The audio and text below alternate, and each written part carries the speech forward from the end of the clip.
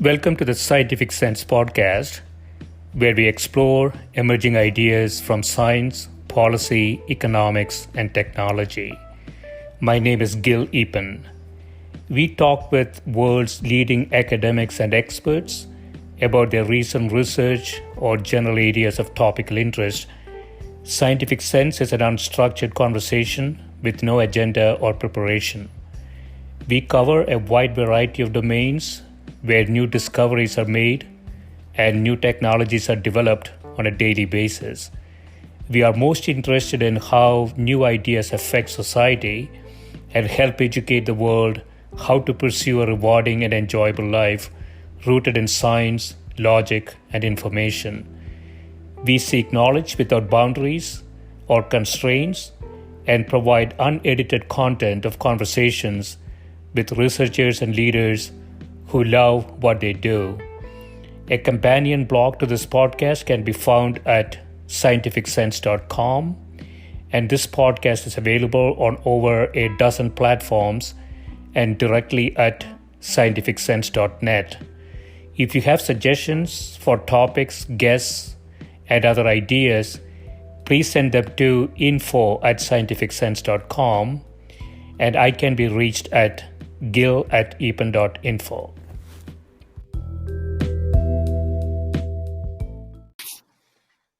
My guest today is Professor William Zame, who is Professor of Economics and Mathematics at UCLA. His recent research includes work on the impact of culture on economic outcomes in diverse societies, informational asymmetries in macroeconomics, experimental financial markets, and a number of topics in machine learning. He is currently co-editor of Economic Theory and associate editor of Theoretical Economics. Welcome, Bill. Thank you for having me.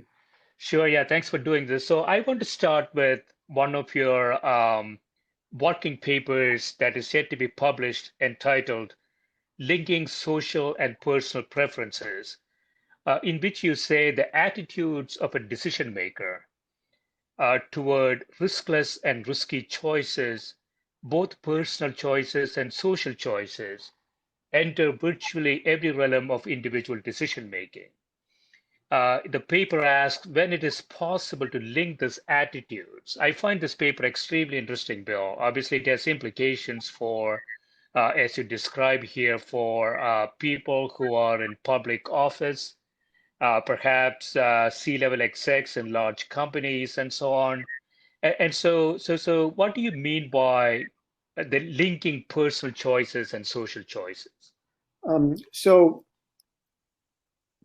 the idea of the paper, and it started out as a purely experimental paper, turned into a theoretical paper, and is now the paper you've seen has both a theoretical part and an experimental part. The experimental part is trying to test the theory. Yes. But the idea of the paper is that we, the decision maker is us, not just the President of the United States, but we make choices in many different domains. So we make a choice of how to divide money between ourselves and someone else. We make, and let's think of that as a social choice. We make a choice of how to choose what to do in situations that involve risk only to us. And then we also make decisions in, especially if we're the president or a decision maker who is making decisions for other people, we make decisions in situations where there's risk for us and for others. And the question is, that third domain seems like it's a combination of the first two domains. And if people have consistent preferences, then theory tells you that under certain circumstances, it's possible to infer choices in the third domain, preferences in the third domain, from about observations of preferences in the first two domains. Right. So the paper establishes this idea theoretically, and then there's an experiment in which in the laboratory we have student participants, as most economic experiments that are done in laboratories are done with undergraduates. And in the laboratory, we give subjects choices in the three domains, and we see, to the extent that it's possible, whether the theory looks good. And the result, I think, is that my colleagues and I don't necessarily interpret the result the same way. I interpret the results of the experiments to say that most people behave according to the theory, and a significant number of people really do not. And so let me ask you that on that, Bill. So what does the theory predict? What does the theory say about how people should behave? well, remember, should here is simply a matter of consistency. There's no moral judgment being applied here. We're just asking if there are people's choices in the three domains are consistent. And what the theory says is that if you can observe certain things in the first two domains, then you can completely infer what people will do in the third domain. In the laboratory experiment, it turns out that you can't always observe what you need to observe, but for some people you can. So in one part of the experiment, people are given a sum of money, and they're asked to divide the sum of money between themselves and someone else, an anonymous other person. Some people keep everything and give nothing. Let's call those people selfish. That's not a particularly good description, but let's call them selfish. So for selfish people, it should be the case that their decisions in the domain where they're mixing, there's a mixture of uncertainty and social choice, should be completely determined, should be the same as in the pure social choice, in the pure risk experiment, because they don't care about others. Mm-hmm. So as far as they're concerned, if I toss a coin, comes up heads, you get $5 and I get $3. If it comes up tails, I get $5 and I get $20 and you get $1. I'm going to choose based the 5 and 3. The 5 and 3, because the truth is, I don't care about you. I don't care about the fact that you're going to get more or less. So if I don't care so it's the social choices, the uncertainty in the social choices is irrelevant. Yeah, so it's a very simple objective function, right? So essentially, all the individual has to do is to maximize the what he or she is getting, and it doesn't really matter. Gill, I want to interrupt. So you have to keep in mind. I think I didn't say this very well. You have to keep in mind that before we toss the coin, you don't know how much you're going to be getting. You'll be either getting, depending on which outcome obtains, either you'll be getting $20 or $1, or you'll be getting $5 or $3, depending on whether the coin lands heads or tails. So you want to maximize your welfare, taking into account the payoffs and the uncertainty. Now, standard economic theory says that people should maximize expected utility. For these kinds of stakes, it seems like people should maximize their expected payoffs, but very few people do that. And in fact, behavior in these environments is very complicated, that across individuals. So people do things that are sensible, but don't look at all like what theory predicts. Yeah, so from my own understanding, Bill, so if the coin turns up head, it's a 5 and 3 split But ex ante, you don't know whether you're going to get the 5 or the 3, No, right? yeah. So let me try again. I think I said Yeah, that badly. So yeah, suppose you are asked to choose a 5-3 split, or let's make it $8 both times, or yeah, a 2-6 split. right. Okay. You have to make a choice of one or the other. If the Hmm. coin comes up heads and you have chosen 5-3, then you'll get 5. If you comes up heads and you have chosen 2-6, you'll get 2. If the comes up tails, you'll get either 3 or 6, depending on which you have chosen. But you have to choose first, and then the coin toss comes afterwards. So clearly, you'd rather have $6 than $5. On the other hand, the first choice, which is the first choice where you'll get either 5 or 3, has the same expected payoff, but is less risky. So if you are averse to risk, then you ought to choose 5-3, and not everybody does. And we've also Right. got much more complicated choices for people to choose among. Right, right. Okay. And so from your interpretation of the experiment is that generally people do what the theory says, but there are a lot of exceptions, and hence you have to look for some explanation why that's the case. I'm not sure that that's what I'd say. Yeah, I would say something slightly different, namely, my conclusion from this, or my inference is a better word. My inference from this is that a substantial majority of people are consistent, and Hmm.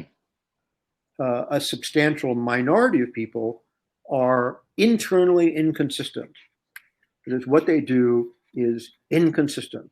They behave differently in environment A than in environment B.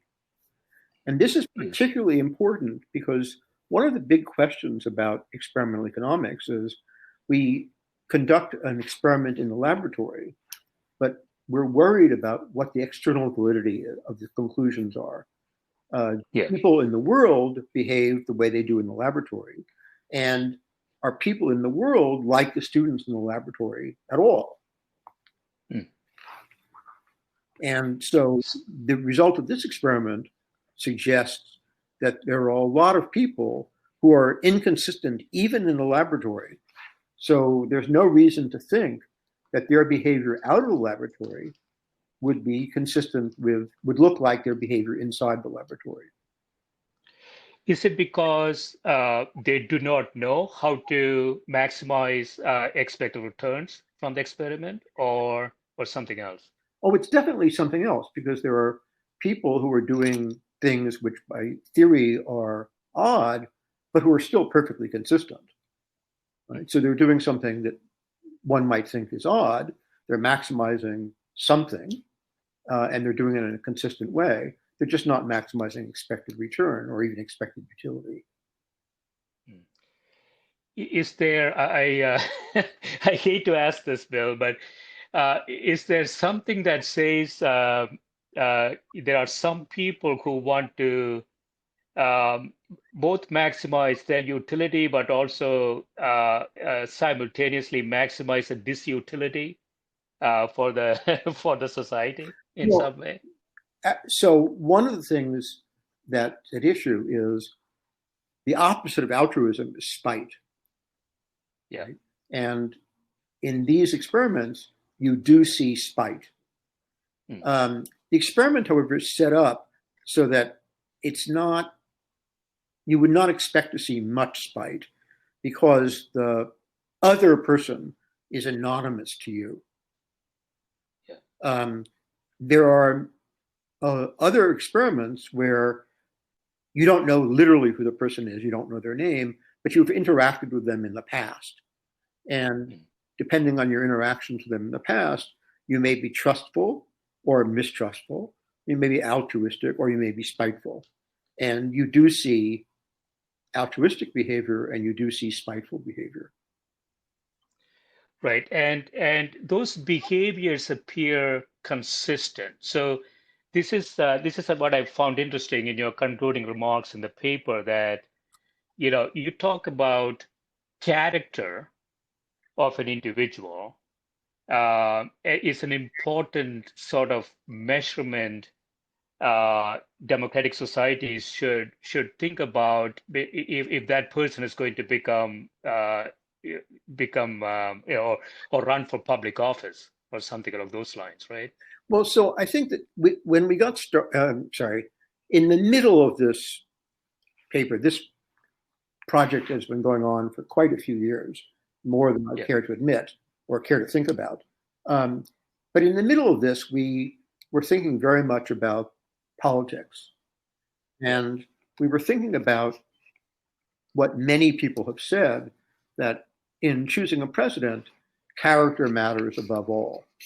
And so if you believe that, then the question is, can you infer from what you observe about a person's private choices enough about their character to understand something about how they will make social choices, how they'll behave in office? And the answer is, there's an issue about what you can observe, but the answer is, if they're consistent, then the answer is yes. And so there's a question of, are people consistent? And you found them to be consistent, right, in the experiment? I think about 2/3 of the people are pretty consistent. And I would say about 1/5 of the people, so a substantial minority, are really quite inconsistent. And so that's so multiple things there. One is, if you believe character is the governing criteria for a leader of a nation, for example, then the first question is, can you actually observe the character? Can you observe the actions of that individual in private life? And if you can, the probability of that feeding into the public life appears to be quite high. Yes, I think so. And so this hypothesis that character is a governing criteria for a leader seems to be the right notion. Well, without trying to comment too much on current politics, that assumes that, let me put it differently. There seem to be a lot of people who believe that you cannot judge how someone's going to behave in office by how they have behaved before they were in office. I would argue that you probably can if they're consistent, and there's certainly no reason to believe they'll behave better when they're in office than they have behaved in their private lives. Right. And it's not just the U.S. I think it is potentially a generally applicable idea. Now, clearly, this is not something you can operationalize in politics, I don't think, at least. Well, it depends on what you mean by operationalize. If we move away from the United States, but we move, say, to the United Kingdom, if you ask me, an observer, an interested observer, but from outside, whether Boris Johnson's behavior in office has been consistent with his behavior before he was in office, the answer is absolutely yes. Right. And so I think you could potentially say that, Bill, for most democracies, most leaders, most contemporary leaders, I think the answer would be yes. And so then the question would be, in a democratic system, are voters really taking that into account when they make their choices, or it is just a notion that is somewhat cosmetic in nature? I think it varies a lot according to the situation, according to the candidates. If you look at past history of U.S. elections, for example, Edmund Muskie was the front runner for the Democratic nomination at some point. There was a public, not emotional attack on his wife. He defended her in public, and he was seen to be crying. People interpreted this as weakness on his part, and his candidacy sank like a stone. The best example is Gary Hart. I'm not sure if you're aware of this, but I remember. In the year before the election, Gary Hart was thought to be the leading Democratic candidate. There were rumors circulating that he had a mistress, and he of course denied it. And in a press conference, he said, "I don't have a mistress. I lead an incredibly boring life. And if you don't believe me, follow me around." Right. So and somebody they did follow him around, and the next day they caught him with his mistress. The next day. Right? Right. Now, this is a perfect example, and of course, his candidacy sank like a stone, and it resurfaced a bit later because these scandals tend to be short-lived. But the thing that really got to most people was not that he had a mistress, not that he denied it, not that he was caught, but that after challenging people to follow him around, he promptly took no pains to be careful. And so this suggested that he was a very careless person. And the last thing you want in a president is a very careless person. Yeah, but all those norms, Bill, are all out of the window if you study more recent phenomena. So I think they used to be, when I came to the US in the mid-80s, my expectation of an American president was substantially different from what it is today. And so there is a sort of a historic downgrading of expectations, I think. I'm not so sure that is the right interpretation. So I don't know a lot of people who voted for Donald Trump either this time or 4 years ago. Not sure I know any. I mean, I know that I know some, but I've never, haven't talked to them about politics. So my impression of what Trump voters think is garnered from interviews that I've seen, which are not exactly random samples, and discussions in the press. My impression, or the inference I draw, is that there are two things going on with a lot of people. One is there's a tremendous distrust of media, and they get all their news from sources that are not reliable. So there's a famous quote by I forget who, which says, "Everyone is entitled to their own opinion, but they're not entitled to their own facts." But these people have different facts than the people who read the New York Times. So there was a survey done a couple of years ago about how informed people were as a function of where they got their news. And the people who got their news from NPR were by and large the best informed. The people who got their news from Fox News were the worst informed. And the people who watched Fox News were less well informed than the people who didn't have any news sources at all. Yeah, I mean, it's a bit like what I would call belief-based decision making. So the one-fifth of the inconsistency you found in the experiment, we have similar situations in corporate environments, right? Decision makers, make decisions based on gut feel, belief, and it doesn't really matter what the data might say, because the belief is going to override data. And so my observation is that this has nothing to do with education. It has nothing to do with any of the characteristics people think about, but it has everything to do with a decision process that is sort of faulty to start with. Yes, I think that's right.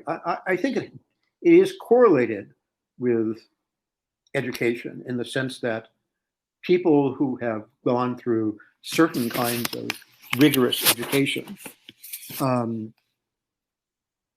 have learned to use data in reaching conclusions and to rely less on beliefs and gut instinct.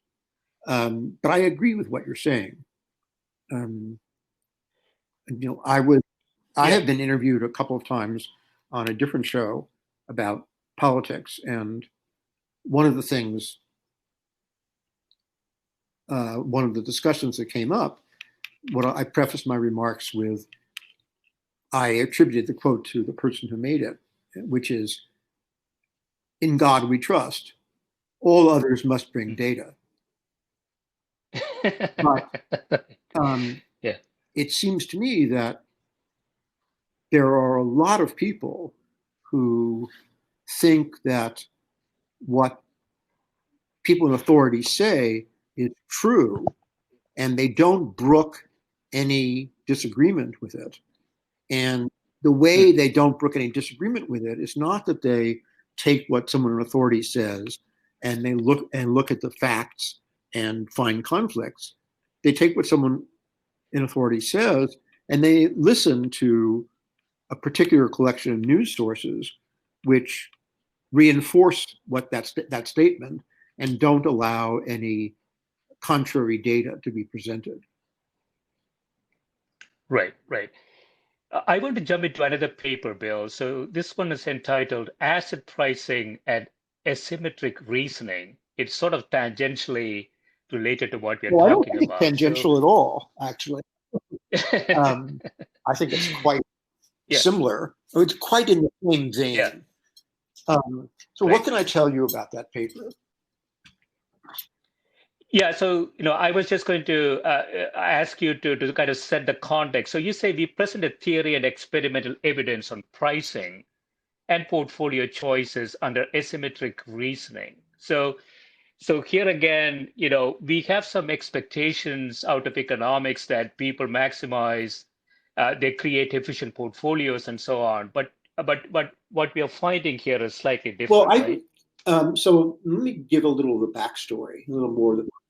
Yeah. So a number of people, of whom the most prominent is Eugene Fama, who got a Nobel Prize for this, have asserted the idea that markets are informationally perfect. And what they mean by that is that although people who trade in the markets begin with private information that's relevant about what the true prices of assets should be, the process of trading causes the prices to move in such a way that it reveals all the information. Now, Yeah. there's a lot of doubt about whether that's true. Fama has a lot of data indicating that it's true, but it's not, I don't know how to put this, it's not exactly global data. It's sort of, we can observe information leaking into the market in the course of a day as the way a stock moves. So what happens following an announcement, for example? How long will it take for the effect of the announcement to make its way into prices? And announcements are not exactly private. I mean, they're public, but not everybody pays attention to them. The question is, can I infer enough about what the announcement says from the fact that other people are suddenly buying a lot of stock, bidding up the price. Well, so the announcement must have been good, or people are sort of dumping it, so the announcement must have been bad. So I learned this. And there's a lot of economic theory that provides situations in which this should come to pass. That after we settle on prices, we don't necessarily all know everything, but we all know everything that's relevant to the prices. So economic theory generally thinks that information should leak into prices. And the idea is the following. Suppose that you have information that I don't have, and your information suggests that the price of this asset should be higher than it actually is. Yeah. When you start buying this asset, which drives the price up, I should make inferences about what you've learned. And if I know that you have information that I don't have, then my inference will be that your information is good. Right. Okay. Now, the problem with this argument is that my inference may be that you think that the information is good, but in my model of the world, the information is bad because I don't have the same model of the world as you do. Right. So that the reason that information doesn't leak into prices is not that it's hidden, it's that we interpret information differently. So in the experiment, instead of giving people private information, we give them public information, but we give it to them in a way that's hard to understand. Okay. And so some people understand it well and make the right inferences, and some people don't. And in settings where a very big majority of people do not know how to interpret the information, prices don't look the way they, quote, should. In situations where a big majority of people or a big chunk of people do interpret properly, everything works fine. Prices look like they're supposed to. And the complication is, do you understand that you don't understand the world, or do you think that you understand the world, but you're mistaken? Yeah, but if there is one participant, Bill, in the market with infinite resources and the right interpretation of the data, wouldn't that participant make the prices efficient?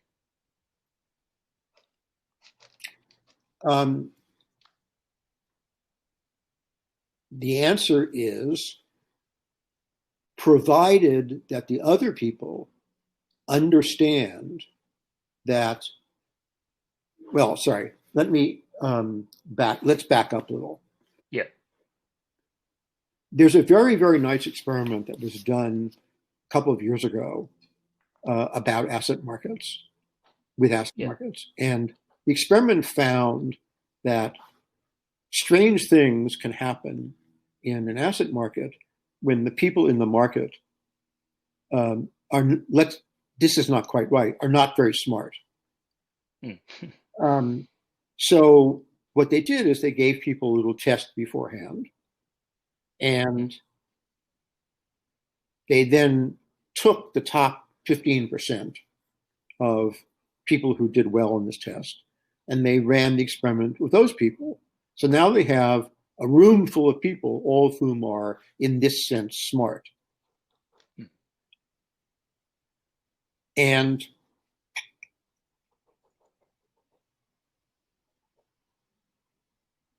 what happens is basically the same thing. The market doesn't settle in the, quote, right place. So they did one more experiment. They took a sample of this 15% of people who were smart. They put them in the room, and before the experiment started, they told everybody in the room how the people in the room were selected. So now the difference is that in the last story, people in the room know that other people in the room are smart by this criterion. And now everything works beautifully. That is, information is revealed, etc. And this casts a lot of light on experiments, the original experiments which had been done at Caltech. Because the biggest difference between experiments done at Caltech and experiments done at a random university are not only that the students at Caltech are smarter, but that everybody knows the students are smarter. And when you do this experiment, as some colleagues of mine in London did, with professional traders, the same thing happens. That is, if everybody is smart, everybody is sophisticated, and everybody knows that everybody else is sophisticated. So it's not just that the market is populated by sophisticated people. The market is populated by sophisticated people who know that the market is populated by sophisticated people. So if you're in fact informed, let's go back to your question. If you're in fact well informed and you have infinite resources and you're drawing the correct inferences, in the standard story, you would in fact drive prices to where they should be.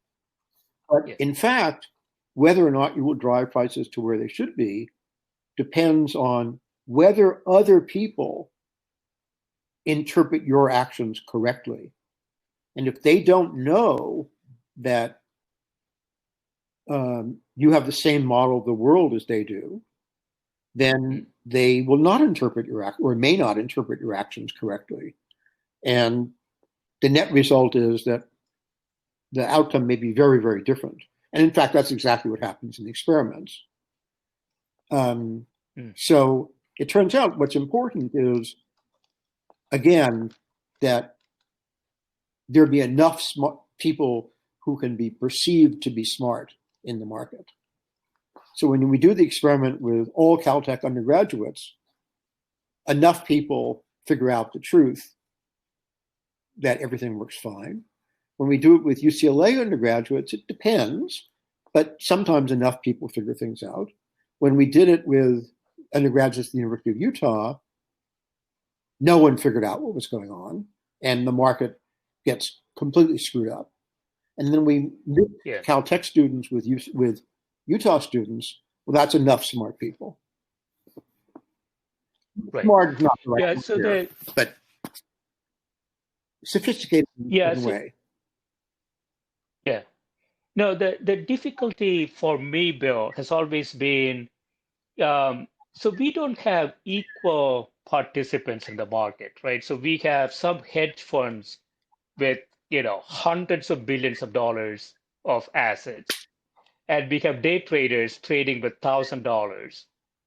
And if the hedge fund, for argument's sake, is a participant who knows efficient price, it doesn't really matter if the 10 million day traders with $1,000 observe them, interpret them, or anything, because they can take the counter trade. I'm perfectly fine if I were the hedge fund. I'm perfectly fine people, running around with with chickens their head cut off, right? I mean, it's actually a good thing for me. Well, yes. So in many models, there are noise traders, and the noise traders are just not rational. But the setting you describe is not a realistic setting, because you think about it, there isn't one hedge fund. There are many hedge funds, and they don't all do the same thing. And the reason is that they have different models of the world. And in fact, they advertise that they have different models of the world. If everybody had the same model of the world, there would be no reason why you should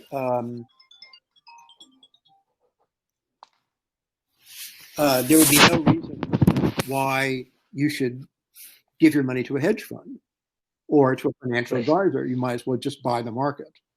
But lots of people don't do that, and lots of hedge funds or financial advisors claim that they outperform the market. It's not clear what the evidence is. The evidence is that there is zero alpha Well, in the market um, on average. yeah, but I think that Warren Buffett's operation has outperformed the market. Jim Simon's operation has enormously outperformed the market. Um, In some regimes, though, Bill, I think, so if you sort of risk adjust returns of Berkshire Hathaway, I haven't looked at the data recently, but yeah, you can see there are periods where there is excess returns, but there are long periods of time where there is negative alpha or zero alpha yes, but there I think too. on the whole, I mean, Yeah, Berkshire Hathaway isn't exactly the right comparison because Berkshire Hathaway is not actually operating like a hedge fund, you know. yeah, But Jim Simon's operation, Renaissance Technology, yeah. is a better example, and they have outperformed the market, not all the time, but very consistently for a long time now. Um, Jim Simons, who started life as a mathematician and was a world-class Yeah. mathematician, by the way, was a very smart guy. And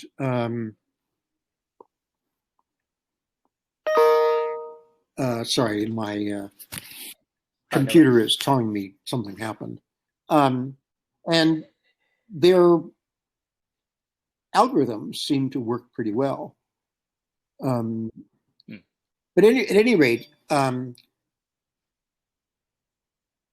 the point is that in order for the informed people to move the market to the right place, so to speak, it has to be necessary either that they're sufficiently large that they're really dominating the market. I'm going to give you an example, by the way, where this wasn't true. They're sufficiently large so that they're completely dominating the market, or people believe in them. So let me give you an example where this was not true. So in the 80s, there was a very big market crash one day. Yeah. And the explanation of what happened went as follows. Many people interpreted trades as having information, large trades as having information. In fact, however, many of the large trades were being conducted by programs. They were program trading, and they had no information in them at all. So these programs were selling short, and many participants in the market took this as negative information, where there was not informative at all, that caused the programs to sell even more. And there was a cycle, and the bottom really dropped out, and really dropped out very, very quickly. And it was discovered afterwards that in that period, something like 15% of all trades were program trades, which had nothing to do with information at all. And the reaction of the people who regulate the market, regulate the New York Stock Exchange, was that program trades would have to be labeled as program trades, so that you could understand what trades might be driven by information and what trades were not driven by information. So what happened in the crash was that I saw the program trading, selling. I thought the program had negative information about the true value of the asset, so I started selling as well. But I was mistaken about the program's model of the world. Yeah, in the status quo, though, Bill, the computers are not smarter than humans. Well, the question is not whether the computer is smarter than humans. I'm not even sure what that means. The question is the computer programmed better than humans? Yeah, it's less noisy, it's less emotional. So you can see people sitting in front of a computer trading, humans, generally tend to reduce alpha significantly. that machines that are doing, sort of mindless programmatic trade, and increasingly, those computers can actually get information too and analyze that information. But one thing that I find very interesting in the paper, Bill, is that you make a distinction between ambiguity averse and risk averse Mm-hmm. agents. And so a risk averse agent is somebody who understands the risk. So there is certain probability of future states of the world, whereas the ambiguity averse agent doesn't like any uncertainty of anything, Well, right? It just wants something I constant. would make a different distinction. So let's begin by Yeah, distinguishing what I mean by risk and what I mean by ambiguity. By risk, yeah, I mean situations in which either there are something very like objective probabilities, or to which we can assign with some confidence subjective probabilities. And by ambiguity, I mean situations in which we're unsure of the outcome, or we're unsure of what's going to happen, yeah, we're uncertain about what's going to happen, and we can't assign probabilistic mm, probabilities. To be averse to risk means you don't want to take fair bets on the cost of a coin, the toss of a coin. Um, right, and for large stakes, most people are risk averse. But the difference between being risk averse and ambiguity averse is that although most people are risk averse, the question is, how do people behave when they're confronted with situations in which they don't know how to assign probabilities? For example, mm, what does it mean to say that the probability that Mitt Romney will be reelected senator from Utah is 95%? What does that mean? I mm, mean, I understand what it means when you say you think it's 95%, but right, to me, it seems quite ambiguous.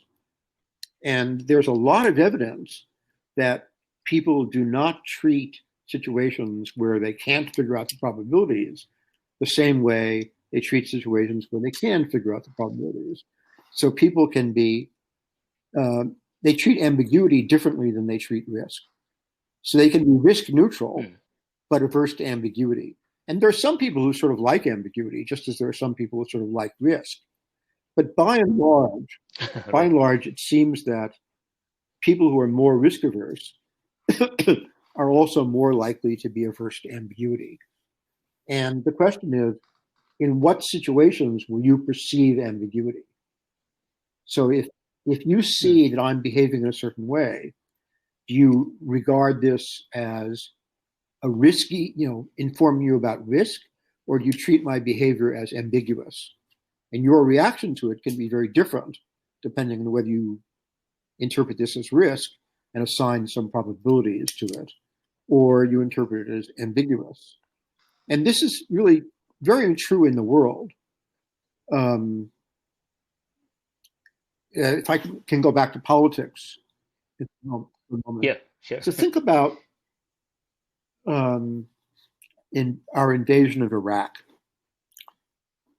mm, One of the arguments for invading Iraq was that Saddam Hussein had and would be willing to use weapons of mass destruction. And correct, one of the arguments supporting the idea that he had weapons of mass destruction was, well, he had the opportunity to deny it and to allow inspectors to prove that he didn't have weapons of mass destruction. And he didn't take that opportunity.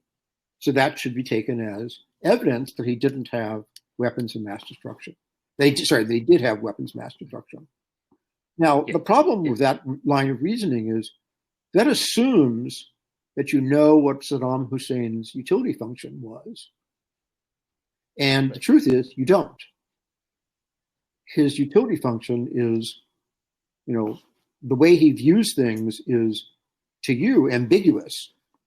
So you can't assign probabilities to it. You have to say, well, there's some possibility, but we don't know how likely it is, that the reason he won't admit to not having weapons of mass destruction, or that he won't allow inspectors, is that'll make him look weak to his neighbors. He doesn't want to look weak to his neighbors. Right.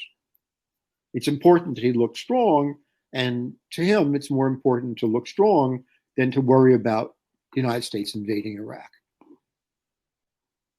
Right. So Right. our evaluation of Saddam Hussein should take into account that this is a situation where we can't really assign probabilities. We should think of this as ambiguous. Yeah, I mean, you know, this binary events, right? Yes or no events, where you don't have a lot of experiments. Assigning a probability, like you say, is sort of a futile exercise to start with. Um, you know, you cannot be proven wrong if I say there is a probability that, you know, world is going to, not that will be too much, but yeah, there is a probability that we're going to get, there is a probability of 65% there's going to be a third wave of COVID, right? If a third wave of COVID happens, I will say, look, I was right. If it doesn't happen, I would say there was 1/3 chance Well, it in would not fact, happen. well, And absolutely. And in fact, the people who say all the pollsters were wrong, they're predicting Hillary Clinton would win. No, nobody predicted that Hillary Clinton right, would win with 100% probability. I don't think her win probability ever got above 80%. You yeah, know, and to say that 20% 20% probability events don't happen is absurd. Of course, they happen. They happen all the time. right, right. Yeah, so you say, going back to the paper again, Bill, you say if the agents are ambiguity averse, these agents become price insensitive. So, yeah. So what do you mean there? The question is the following. Yeah, If you think that the value of the asset is going, the true value of the asset is going to be $100 if the coin comes up heads, and $50 if the coin comes up tails, then there is a price at which you're willing to buy the asset before the coin is tossed. Presumably, you're certainly willing to pay $50. Presumably, you're certainly not willing to pay $100. But presumably, and maybe you're willing to pay 75. Maybe you're risk averse. You're willing to pay less. Let's suppose that you're willing to pay $60. And then I tell you, well, it's not a fair coin. It's going to come up heads a little more often. Say 55% of the time it's going to come up heads. Then the amount you'll be willing to pay for this asset, well, heads is a good outcome. So the amount you're going to be willing to pay goes up. And conversely, if I ask at what would you do for these prices? If the price is $75, you want to buy or sell. Well, in this case, you want to sell. The price is $55, you want to buy. And there's exactly one price at which you'll be indifferent. But if I don't tell you anything about this coin, if I say, I'm going to roll a die, and my colleague Charlie Plott had in his experimental lab a 10-sided die. Now, and if the number comes up odd, it'll be $100. If it comes up even, it'll be $50. The problem is that you don't know what the probabilities of coming up odd or even are on a 10-sided die, but there are no regular 10-sided solids. So for sure, and not for sure, but pretty much for sure, the chances of each number coming up are not the same. So the truth is that the probability distribution of this die is ambiguous to you. And you can actually do this experiment, and what you will find is, and this is what we found in a different paper, the theory tells you, and the experiment bears out, that there's a range of prices at which you want to buy. a range of prices at which you want to sell, and there's a big range of there can be a very big range of prices in the middle, in which when you hold the asset, you don't want to sell it. When you don't hold the asset, you don't want to buy it. And that's not possible if you assign probabilities. So that is what you mean by price insensitive. Prices move and people don't do anything. Yeah. And indeed, in that experiment, you see that a lot. And this is carries over into the paper we're now talking about, because when I see you taking certain actions, I don't think that you have the same model. I worry that you don't have the same model of the world as I do. Then I may interpret your behavior as ambiguous rather than good or bad.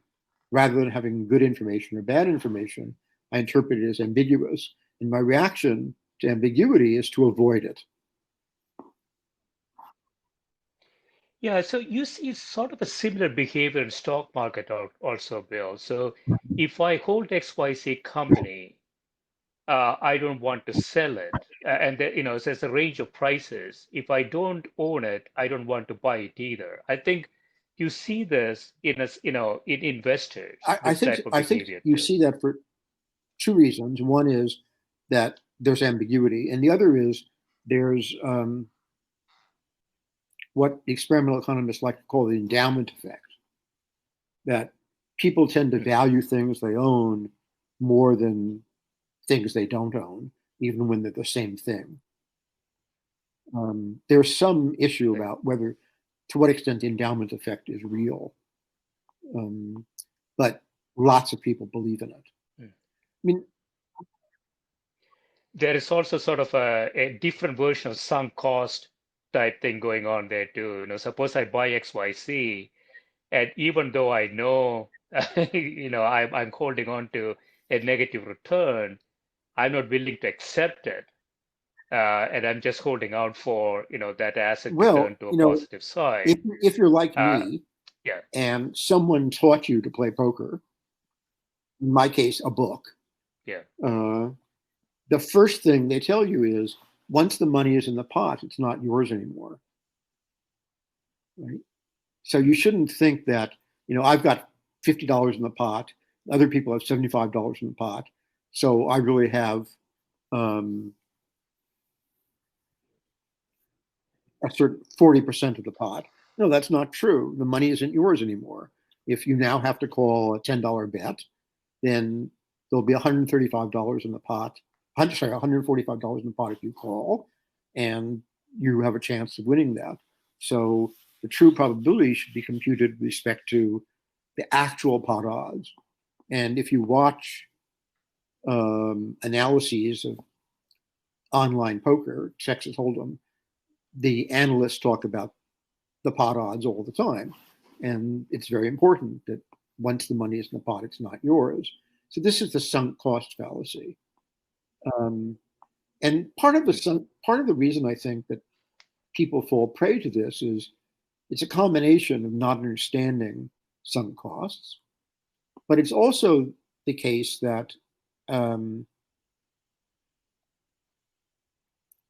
people are very reluctant to admit they made a mistake.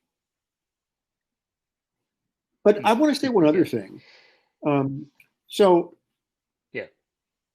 if you read Daniel Kahneman's book, Thinking Fast and Slow, which is a very interesting book, you see that Kahneman has fallen prey to a very bad, he's made a very bad mistake. Namely, he has violated the dictum, in God we trust, all others must bring data. So the psychologists, Kahneman in particular, but the psychologists generally do experiments by questionnaire, by asking people what they would do. And Kahneman in his book even says something to the effect that there's no reason to think that people would do something different than what they say. My reaction to that is, this is an empirical question. So why don't we ask people what they would do and then give them the opportunity to actually do it? and see if they do what they say. And guess what? They don't.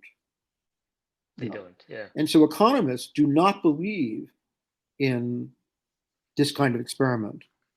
In experiments, what economists do is they make people, or they allow people to make decisions, and typically real money is involved.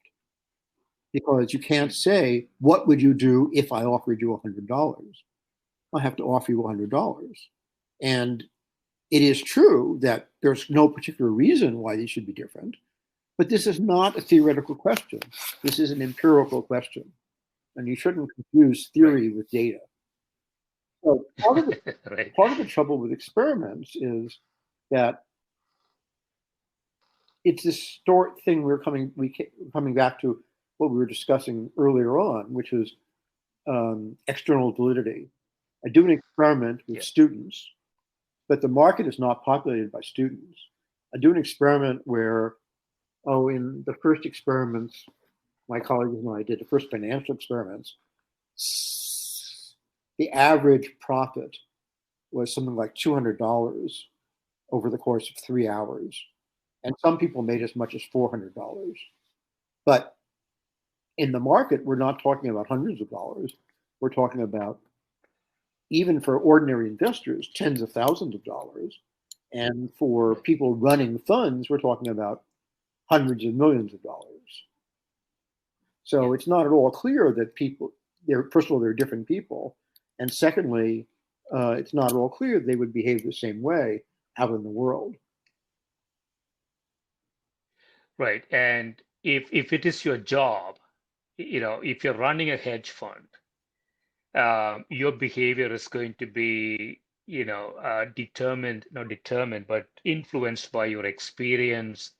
And you're doing it over and over again. You have a lot of different experiments that you have run, whereas a student hasn't done that. I would like to make an objection to what you just said, however. If you're running a hedge fund and you've done lots and lots of experiments, then some of them will have turned out badly. And if the right ones or the wrong ones turn out badly, you won't be running the hedge fund anymore. Because people, the investors, typically do not take a very long view. So one of the issues with people running companies, for example, not just investing in stocks or assets, but making financial decisions for the company, is the people running companies are going to be judged by what's happening now, not whether what they did was likely to be correct 70% of the time. If they're unlucky, they're going to lose their jobs. So there's a tendency to be sometimes overly cautious. And it used to be said that no acquisitions person was ever fired for buying equipment from IBM. Of course, that's a very old story, but why was that? Well, because you're doing what everybody else is doing. It's hard to go wrong.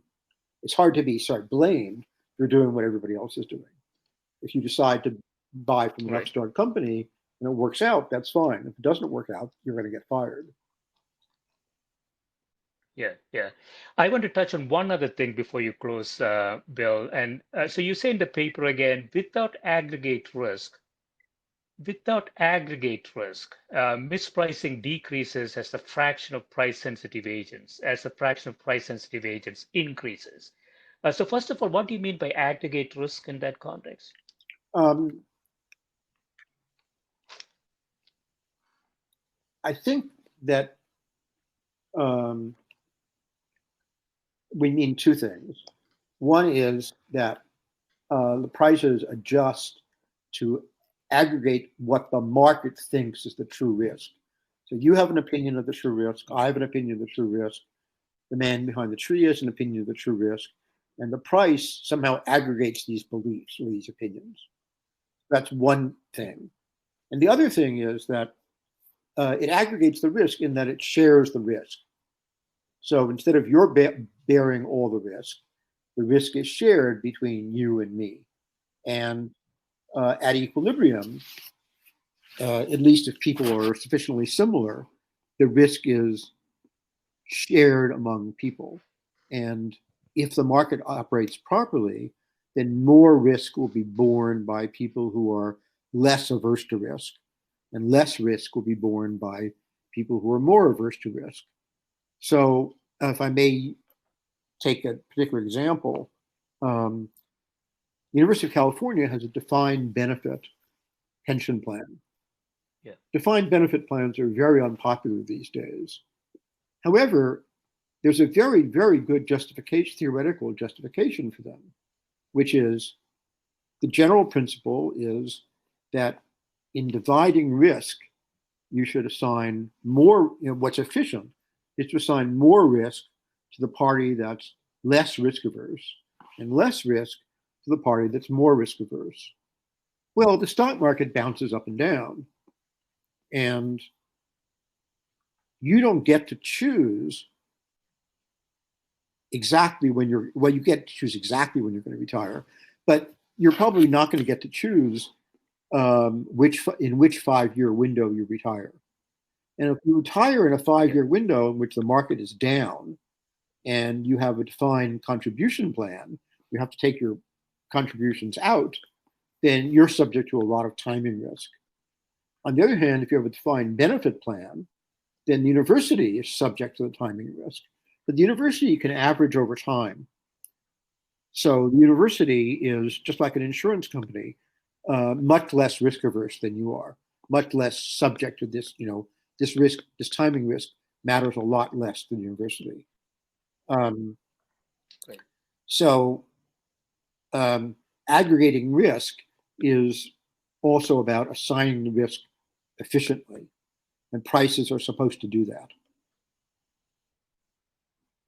Okay.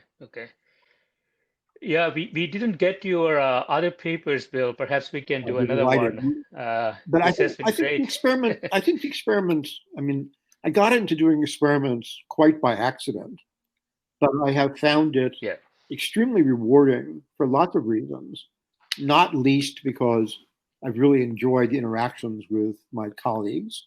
And I've learned a lot from them. I learned a lot from Peter Bossarts. I learned a lot about how to think about data, which I had never really done before. And that's really stood me in good stead. But it's very interesting, I think, to see the extent to which theory works or doesn't work in the laboratory. Yeah. And this is not something, something that we get typically, right? There are some established notions of how markets work, how people make decisions, and so on. And so these experiments are really insightful. Either you're going to confirm the theoretical expectations, or you're going to find some deviations, and those deviations are going to be more interesting to explore. Early on, when we were doing the first experiments and I was giving talks about them, people were saying, why do we have to do experiments? We have all this wonderful data. So the CRSP, the CRISP tapes, record every transaction on the New York Stock Exchange since about 1962. And you think, well, this is wonderful, except the data is in some ways incredibly good, in some ways incredibly bad. If you want to take that data to the economic theory as opposed to the financial theory, so the financial theory is talking about the prices of derived assets. Economic theory is talking about the prices of fundamental assets. You can't take it to the economic theory, because what you need in the economic theory is you need to know not just 10,000 shares were traded at $1.25. You need to know who bought them and who sold them. And you need to know what their holdings were. And you never see that in the data. So you can't see that except by doing experiments. Right. Excellent. Thanks so much, Bill. I really enjoyed our conversation. Thank you very much.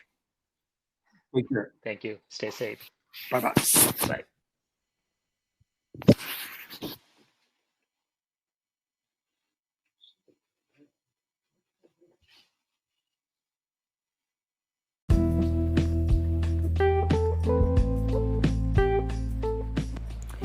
This is a Scientific Sense podcast providing unscripted conversations with leading academics and researchers on a variety of topics. If you'd like to sponsor this podcast, please reach out to info@scientificsense.com.